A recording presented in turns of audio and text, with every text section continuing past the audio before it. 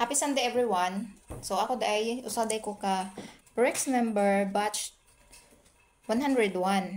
Then usap pud ko ka Bible BEC member.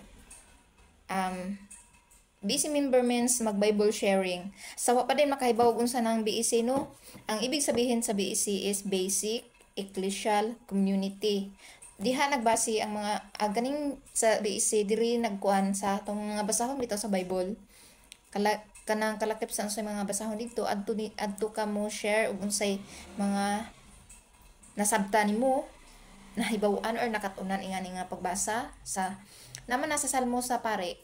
Pwede na ninyo diha mo kuan labi nagkabasa nindot jud guys ug mobasa og Bible kay mo magawas nimo imong mga hinanakit sa kinabuhi. Well, og namoy mga experience na diha pwede na ninyo diha ma-share, no? So adto mo kahadlok mo gamit og Bible kay nindot na siya nga pamaagi nga anha diha makapagawas ang inyong nasa sa laubin sa sud sa inyong una ang mga experience ninyo ma-reach out mapagawas ang inyong mga experience anha makuan ma-reach out bitaw.